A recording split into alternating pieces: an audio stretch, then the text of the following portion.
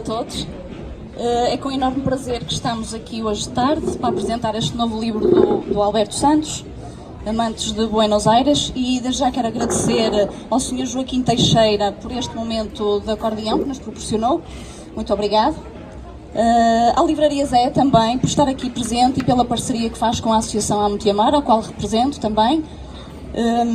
Isto é o segundo evento que nós fazemos da Associação Amo Te Amar, que também pretende promover a divulgação da literatura portuguesa e dos autores portugueses que tanto bem escrevem em Portugal, e é sempre bom dinamizar e trazer esses escritores a Amarante. Quero agradecer ao Café Bar, mais uma vez, pela disponibilidade de podermos organizar aqui mais um evento, na pessoa do seu gerente, o Rodrigo Silva, por colaborar com a Amo Te Amar também. Vou fazer uma pequena introdução para explicar quem é Alberto Santos. Não precisa de apresentações, mas eu vou na mesma dizer quem é o Alberto, para quem não o conhece. O Alberto nasceu na freguesia de Paço de Sousa, do concelho de Penafiel. É autor, advogado e conferencista. É apaixonado pelos factos inesperados da história. Afirmou-se na ficção histórica, criada a partir de marcantes acontecimentos reais, mas pouco conhecidos do grande público. Publicou os romances, os best-sellers que nós por acaso trazemos aqui. O primeiro livro que publicou é A Escrava de Córdoba, em 2008, A Profecia de Istambul, em 2010. Seguiu-se então O Segredo de Compostela, em 2013, Para lá de Bagdá, em 2016, e o mais recente, Amantes de Buenos Aires, que saiu este ano, que é o motivo por estarmos aqui hoje. É também autor da coletânea de história A Arte de Caçar Destinos, que saiu em 2017, e participa na série de contos de autores lusófonos Roça Língua, desde 2014.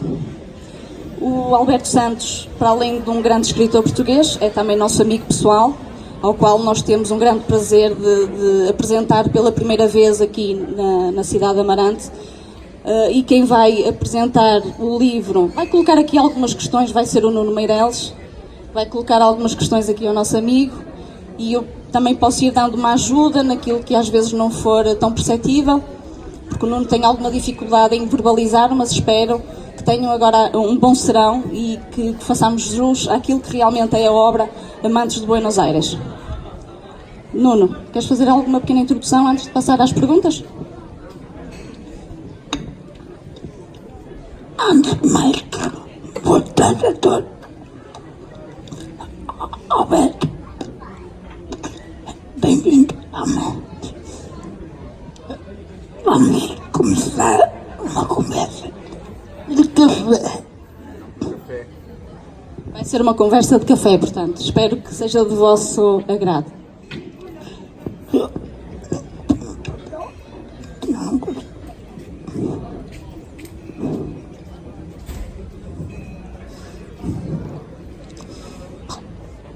Alberto, depois de viagem por Bagdá, Istambul, Compostela e Córdoba, o que é te motivou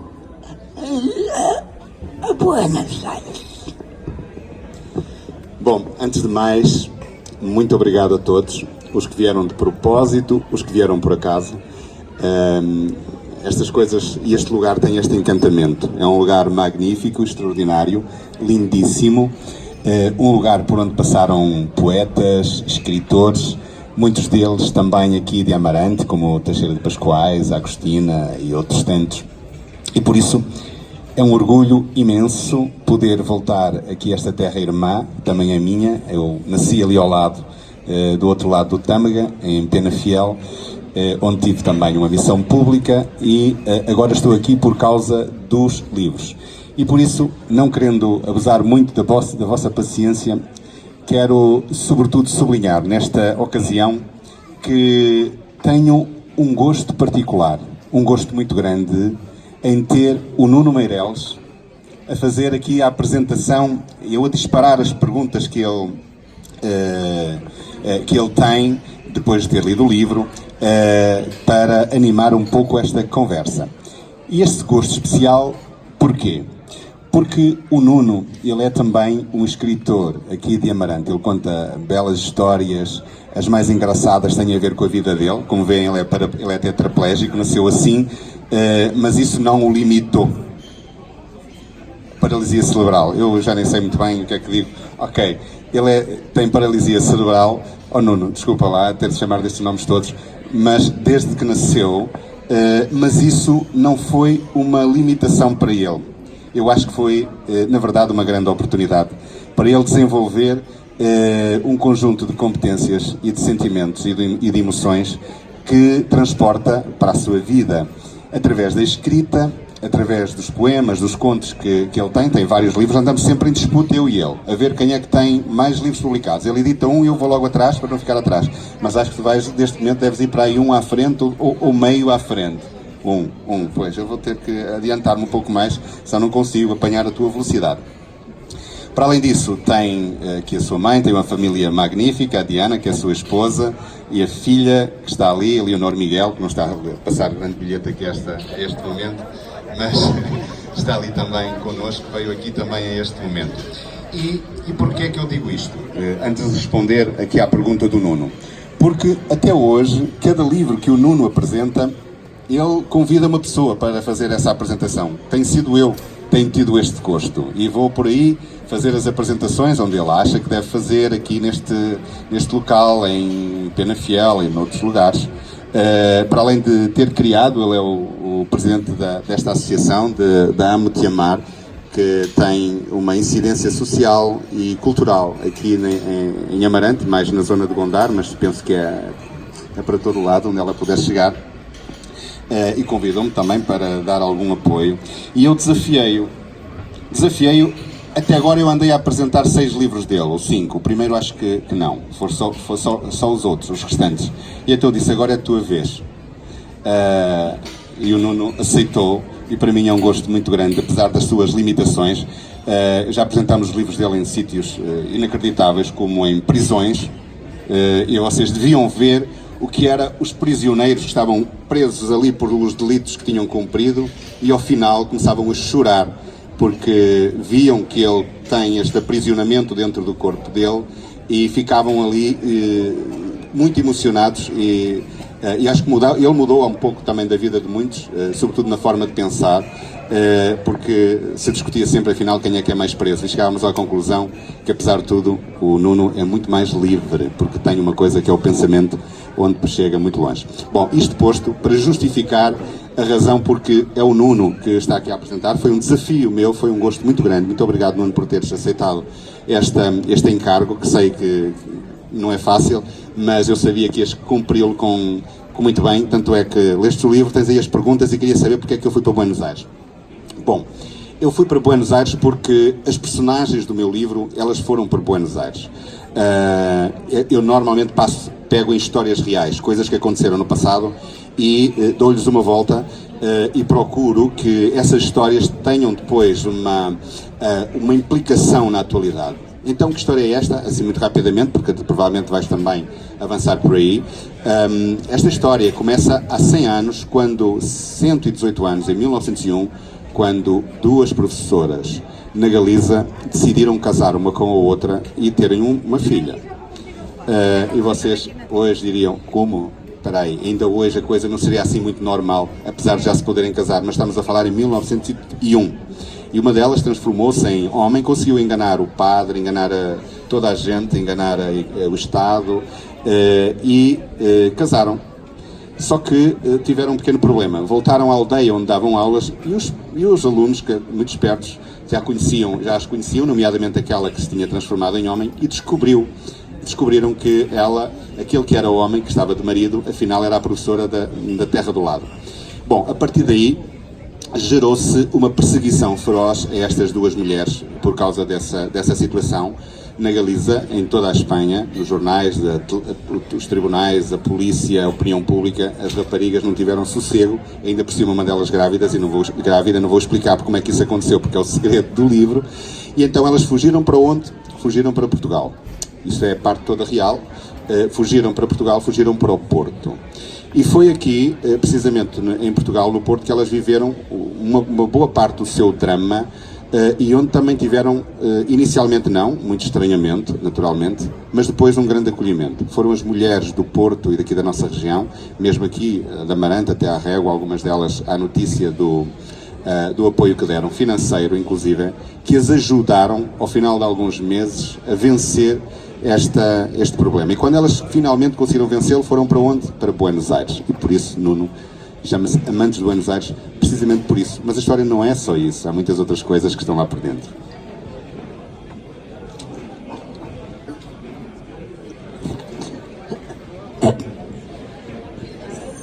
Sabendo que a tua obra é maioritariamente histórica, como é o teu processo criativo e de investigação, o que tu vas ir aos locais.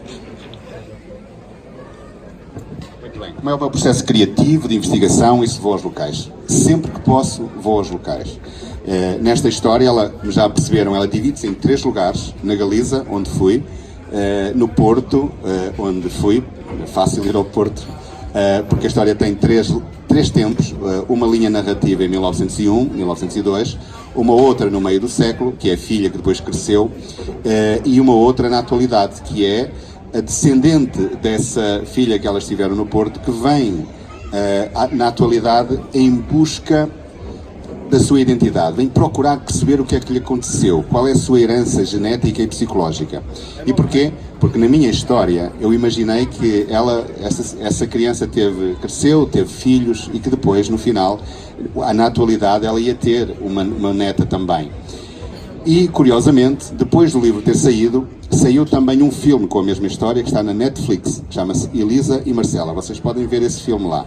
Isso foi agora em maio, junho.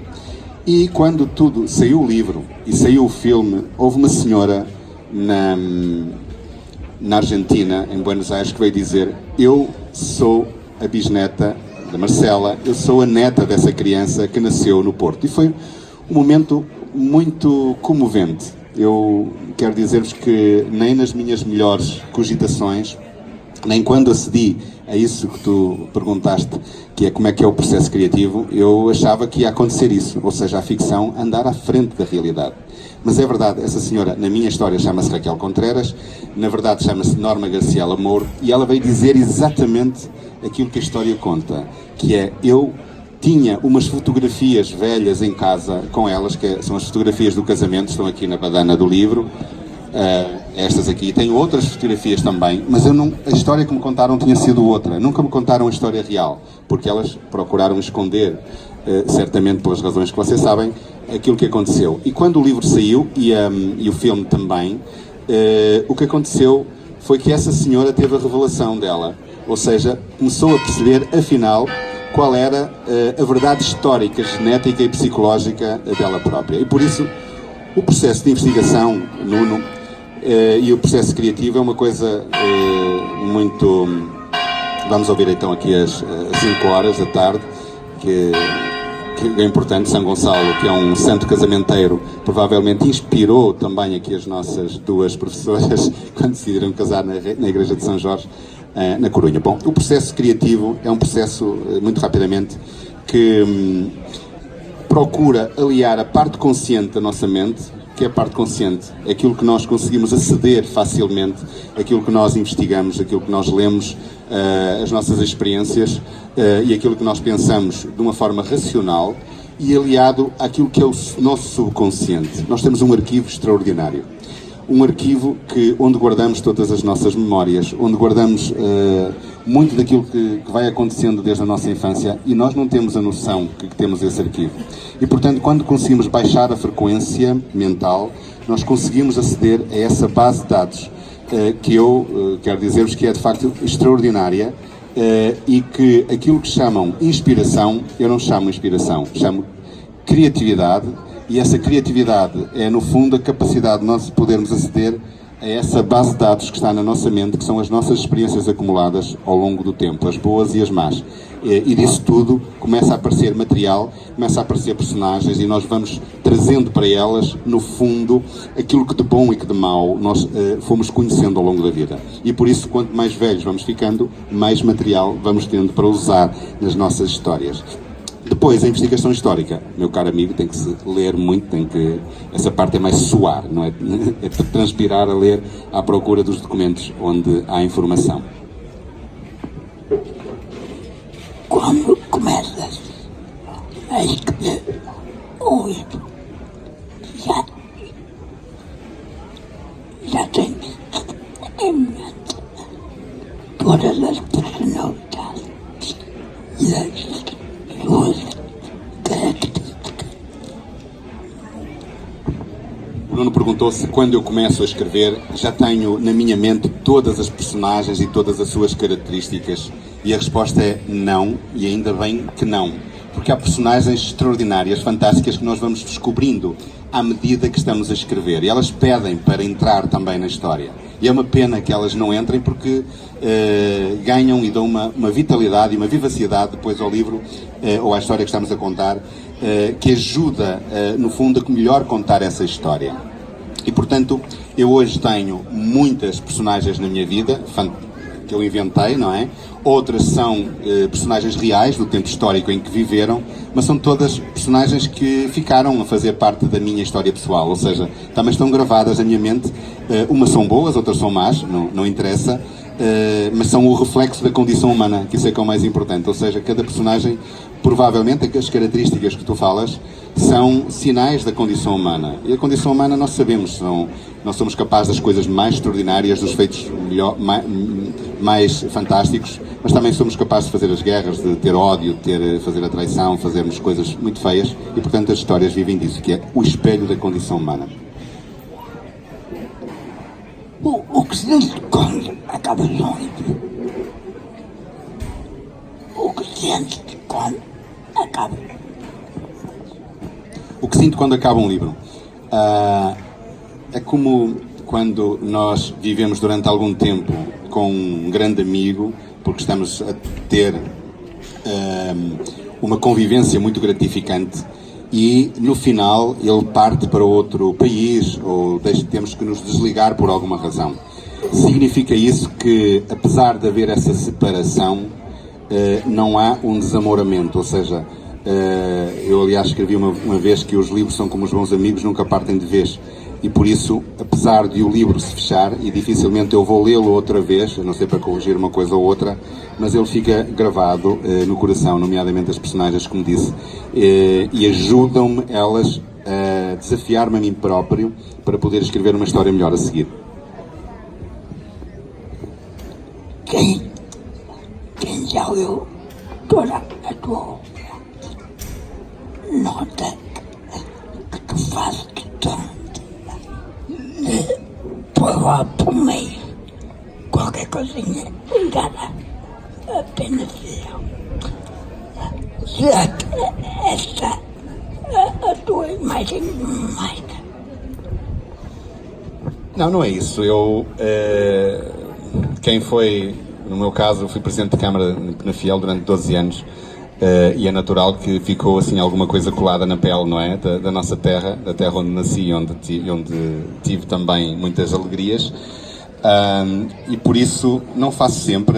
Há 3 ou 4 livros em que Penafiel apareceu no primeiro, A Escrava de Córdoba, apareceu com muita intensidade na Arte de Caçar Destinos, que são contos que se passam aqui nas nossas aldeias.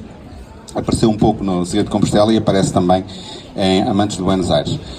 Aliás, neste caso, quando aparece Penafiel, aparece primeiro Amarante, porque a personagem, que é um advogado do Porto, vem a Amarante fazer um julgamento aqui ao tribunal e depois, quando vai embora, é que acontecem ali umas cenas ali perto da Quinta da Aveleda, depois do hospital, etc. Mas, no fundo, é aquela pequena homenagem que nós não conseguimos evitar de dar àquilo que gostamos. E há pouco eu expliquei-vos, muito da nossa bagagem, daquilo que nós somos e sabemos, está no nosso arquivo. E que melhor nós aproveitarmos esse arquivo para falarmos daquilo que sabemos. E com certeza que é muito mais verosímil. humanos na obra da voz nas duas personagens principais, a Elisa e a Marcela. Como é que tu defines em termos psicológicos cada uma delas? Como é que eu me defino nelas, ou é como é que eu as defino a elas? São muitas, é uma saga de mulheres, é uma saga de 3 gerações de mulheres. A geração da Elisa da Marcela em 1901, 1902 por aí, depois a da filha, que vai crescer precisamente no ambiente do tango. Ela vai acompanhar no início do século, o tango em Buenos Aires está a dar os primeiros passos, onde nos lugares mais marginais, mas depois passa para os grandes salões do mundo, da Europa, de Paris, de Madrid, de Londres, e no fundo, como ela vai ser uma grande dançarina do tango, nascida nesse mundo marginal, há essa linha narrativa do tempo dela. E depois há o tempo da atualidade, que é a sua descendente, que na época atual vai em busca da sua identidade e da sua história familiar. O que eu posso dizer-te muito rapidamente é que a personagem que mais me apaixonou, que mais me gravou, que mais me tocou, foi a filha, Cleide. Eu acho que é ela que distribui todo o jogo entre o passado e o presente, e ela, embora não seja a que apareça mais, é no fundo a substância psicológica dela, a ânsia de querer saber o seu passado com rigor e de poder homenagear essas heroínas que foram essas duas mulheres, na visão dela, à medida que vai descobrindo a verdade e sobretudo a sua história, transforma-se numa personagem extraordinária do meu ponto de vista. Eu sou suspeito porque foi eu que a criei. Ou melhor, não fui eu que a gerei, mas depois dei-lhe o nome e dei-lhe portanto, o substrato psicológico.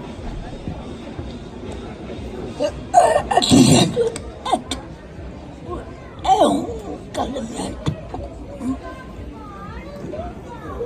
quanto tanto proibido para a época. Porque é que tu achas que o casamento nunca foi anulado?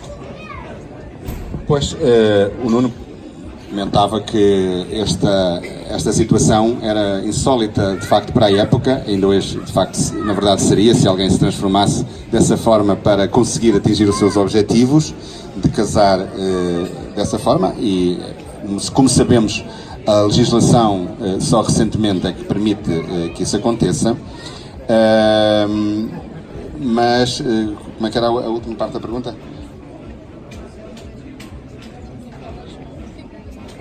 Nunca foi, exatamente. Esse casamento é um casamento católico, está registado nos arquivos da igreja na Corunha e até hoje nunca foi anulado. E o Nuno pergunta porquê. Pois eu não sei porquê, mas na verdade ainda bem que não foi, porque ele correspondeu àquilo que no momento, nas circunstâncias, era a vontade das duas pessoas. Mas aquilo que está, pelo menos do que foi investigado, hoje nós sabemos que o assento de casamento delas continua, o assento de batismo e de casamento continuam, porque uma delas foi batizada 2 vezes, foi batizada em criança e depois foi batizada como homem para poder casar, portanto conseguiu enganar 2 vezes o padre. E porquê é que, passado tanto tempo sobre esse casamento, é que só agora é que veio à praça pública? Pois, essa é uma questão também muito interessante, que é como é que uma história já ocorreu há tantos anos e depois, passados 100 anos, há 2 pessoas que se lembraram praticamente ao mesmo tempo de fazer uma história à volta delas. Foi a realizadora Isabel Coixet, que é catalã, espanhola, que é uma das grandes realizadoras espanholas do momento, que decidiu fazer um filme baseado nelas. Esse filme está hoje na Netflix, como sabem, como já referi. E ao mesmo tempo estava eu a escrever essa história. Não sei, eu acho que há uma corrente que nos liga a todos e que liga as pessoas em cada tempo e que as desperta para as mesmas necessidades, as mesmas circunstâncias, as mesmas histórias. Isso acontece em muitas coisas, mesmo nas invenções, e neste caso aconteceu, foi agora porque tinha de ser agora. Como? Tá, não.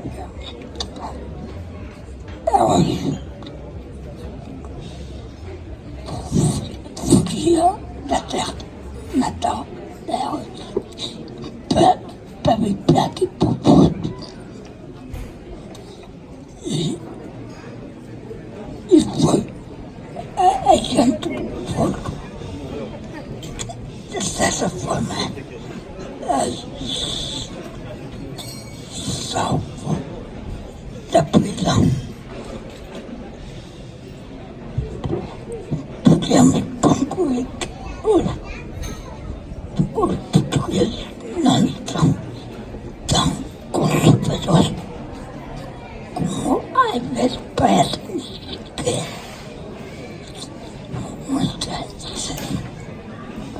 Sim, foi uma circunstância, portanto, o que o Nuno comentava é como é que no Porto, o povo do Porto é que ajudou estas duas professoras e que impediu, de algum modo, que elas pudessem ser extraditadas para a Espanha e que pudessem não ser condenadas cá, porque elas tiveram um julgamento cá também, quando foram descobertas, tinham falsificado os documentos, e depois de serem absolvidas, tiveram a sua filha e foram para a Argentina.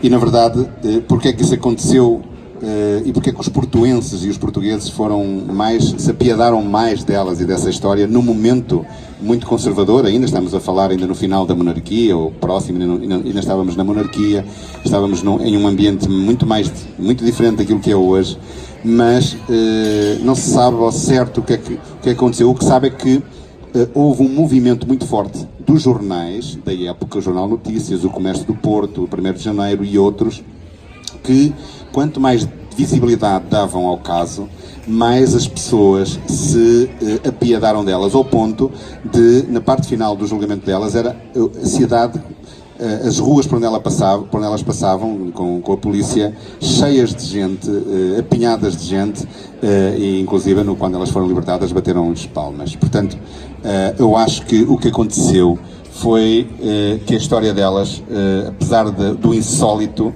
chegou ao coração, ao subconsciente coletivo das pessoas, e perceberam que o mais importante era, elas não cometeram nenhum crime propriamente dito, e por isso não tinham necessariamente que ser presas.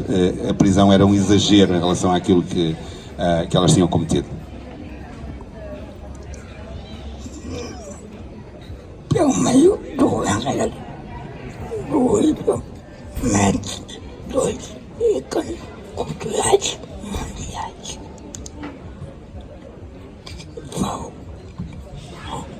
O Gabriel Garcia Marques e o tango.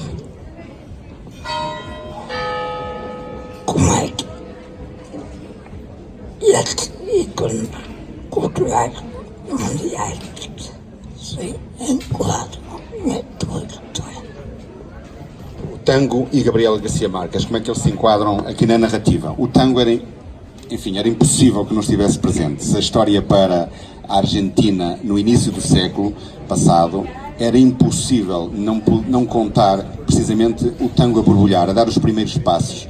E o tango, não sendo propriamente um ser humano, é feito de seres humanos, e de repente ele quase é personificado, ou seja, quase o tango ganha foros de uma personagem, e a minha ideia foi levar as pessoas a dançar o tango. Eu, que nunca dancei o tango, senti-me a vibrar também com os passos desta dança extraordinária.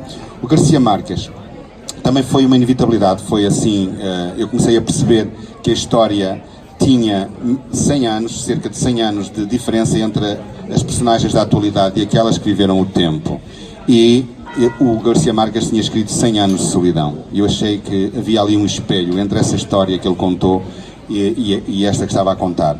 E por isso não há coincidências nessas coisas. Eu acho que foi o espírito do Gabriel Garcia Marques que me ordenou e que me instruiu a poder contar algumas partes, de fazer a ligação entre as duas histórias. Agora, uma pergunta, Matreia. Como autor, por que recomendas que se leia O Amante de Buenos Aires? Uma pergunta matreira, dizer porque é que eu recomendo que leiam este livro. Essa é uma pergunta difícil, questionada precisamente ao principal suspeito, que foi aqui o autor.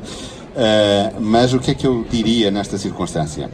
Bom, eu já escrevi muitos livros, vários, 6, este é o 6º, e considero que este é o livro que chega mais forte às nossas emoções. É aquele que toca com mais profundidade e que nos questiona muito mais naquilo que são as nossas convicções, as nossas crenças, a nossa forma de olhar o mundo, e nessa medida é um livro com alguma capacidade, acho eu, portanto estou a vender aqui o meu peixe, mas dão um devido desconto e depois aceitam alguma coisa do que eu vou dizer. Tem uma maior capacidade de transformação em quem o lê, pelo menos é o que me têm transmitido também os vários leitores que vão lendo este livro, e espero também que os portugueses e os estrangeiros. O livro vai agora viajar também, vai ser editado em outros países, alguns já estão a preparar a edição, e nessa medida o que eu espero é que esta história chegue longe e toque, na verdade, os corações de quem a vai ler. Isso tem outras questões. Nós, quando lemos um livro, há sempre alguma coisa que nós aprendemos. E este livro eu acho que traz muitas coisas que se aprendem, mas sobretudo aquelas que têm a ver com a nossa forma, com a nossa mundividência, com a nossa modo de olhar o mundo e como é que o podemos ver diferente em algumas outras perspectivas. E finalmente, para não vos maçar muito, por uma outra razão, que é uma razão que tem a ver com, não é só este livro, são todos, os romances, a ficção, a literatura, que eu considero que devem estar presentes nas nossas vidas. E porquê? Porque nós hoje, cidadãos deste tempo, temos um conjunto de outros estímulos. São os estímulos das redes sociais, os estímulos nós sempre gostamos de consumir histórias ao longo da humanidade. Mas antes, nós ouvíamos as histórias à lareira, depois líamos as histórias nos livros, e tínhamos um tempo para as ouvir, para refletir sobre elas e, sobretudo, para apreender aquilo que era o que elas nos queriam transmitir. Qual era o fundo, qual era a mensagem que uma história nos transmitia para nos transformar em melhores pessoas, ou para melhor percebermos a nossa humanidade e os nossos antepassados. E hoje as redes sociais são um estímulo de consumo imediato, rápido. Nós clicamos e consumimos a história, aquilo que ela nos diz já está, já passamos a outra, nem tempo temos para sequer pensar no assunto. O mesmo acontece com as séries da televisão. Hoje há uma coisa que está muito na moda, que é muito inimiga também dos livros e da literatura, que são as séries. Nós consumimos as séries e assim já estamos noutra, e não temos muito tempo para fazer aquilo que é a abstração, que é a reflexão, que é o aprofundamento do que uma história nos pode trazer. E um livro tem isso tudo. Nós podemos pousar o livro depois de um capítulo e ficarmos a pensar naquilo que ele nos disse. E no final, porque é uma apreensão da história e das personagens muito mais longa, há um tempo para refletirmos, para pensarmos e para apreendermos, para ficar guardado em nós alguma aprendizagem. E por isso é que eu acho que os livros não se devem perder e devemos continuar a ler os nossos livros e a nossa literatura. Eu posso aproveitar também já agora a deixa da pergunta, e eu também, como leitora assídua dos livros do Alberto Santos e não só, de outros autores portugueses, aproveitar para dizer porque é que também devem ler o Amantes de Buenos Aires. É assim, se me é permitido fazer aqui uma analogia entre o vinho do Porto e o Alberto Santos, a escrita do Alberto Santos, Costuma-se dizer que o vinho do Porto, quanto mais velho, melhor. E eu acho que quanto mais recente for o livro do Alberto Santos, melhor é, porque nota-se que a escrita do Alberto Santos vai evoluindo conforme ele vai escrevendo as suas histórias e vai construindo estas personagens. Por isso é que eu acho que quem estiver aqui presente hoje aproveite este momento para comprar o livro. Temos aqui a Livraria Zé, que teve todo o gosto também em estar aqui a participar neste evento. Portanto, aproveitem, comprem um livro, 2, 3 livros do Alberto Santos, porque não deixam mesmo de perder esta oportunidade. E o Alberto também pode autografar o livro, se assim também o desejarem. Portanto, aproveitem esta oportunidade e não deixem de adquirir, porque vale a pena realmente nós ocuparmos o nosso tempo, não só, como o Alberto disse, nas redes sociais e com outras situações, séries, na televisão e tudo mais, porque ler um bom livro faz de nós também, se calhar, muito melhores pessoas. Portanto, aproveitem, não deixem de aproveitar esta oportunidade esta tarde. Agora, passando mais para o final, não sei se vai perguntar mais alguma coisa ou não. É só uma questão. Já é nessa cabeça. Já há um novo livro em folha. Bom, o Nuno perguntou se há outros livros que já estão a borbulhar na minha cabeça ou na cabeça do autor. Sim, quando nós provamos deste veneno, o Nuno sabe disso. O Nuno tem uma vantagem em relação a mim, é que escreve com os dedos dos pés. Portanto, eu não consigo escrever. É o primeiro autor que eu conheço que escreve com os dedos dos pés, escreve muito rápido. Às vezes, até mesmo as mensagens no telemóvel não consigo responder com a mesma rapidez com que ele me escreve. Mas, sim, tal como tu, há sempre novas histórias que começam a aparecer, novas personagens que começam a bater à porta. Bom, nós, como disse, depois de provarmos este veneno, entre aspas, não é? Que é da escrita, ficamos um pouco dependentes mentalmente de andarmos sempre à procura de novas histórias, sobretudo quando vemos que temos leitores, que os leitores nos seguem, leem os nossos livros. Há no estrangeiro também edições, os estrangeiros também leem o que nós escrevemos cá. E isso é muito gratificante, devem imaginar que sim, não vou negá-lo. Fico muito satisfeito e por isso estou sempre a pensar como é que é de surpreender a seguir. E por isso, Nuno, muito obrigado pela tua disponibilidade para esta sessão, para este conjunto de perguntas que me permitiram explicar o meu pensamento e, sobretudo, essa história. Agradeço também à Diana a sua colaboração, a dileta esposa do Nuno. Conheceram-se numa livraria, já agora, onde eu também os conheci, e foi um momento extraordinário. A partir daí estivemos sempre juntos. E dizer-vos também que uma parte do livro, agradeço à Livraria Zé, o carinho com que esteve nesta apresentação, ao Rodrigo e ao Café Bar por este momento, e dizer-vos também que uma parte deste livro terá uma pequena parte para esta associação Amo-te Amar, que é aqui a associação cujo presidente é o Nuno Meireles, e a Diana também integra, entre outras pessoas que eu vejo que aqui estão, que também fazem parte. E por isso, muito obrigado a todos. Não sei se há mais alguma coisa a dizer. O Rodrigo não está aqui para dizer nada, portanto digo eu, em nome dele, muito obrigado a todos por nos terem acompanhado e, sobretudo, a quem não veio por esta razão. Pedimos desculpa por esta pequena interrupção na vossa tarde, mas pronto, podia ser pior, foi o que foi. Obrigado a todos. Obrigada. Vamos agora proporcionar aqui mais um momentinho musical, aqui com o Sr. Joaquim, mais um tango. Agradecer também ao Sr. Joaquim, que nos brindou aqui com um tango, com alguns tangos, alguns deles até inspirados na tradição coimbrã, o que é notório, o que é notável. Fazemos essa junção das duas tradições da música.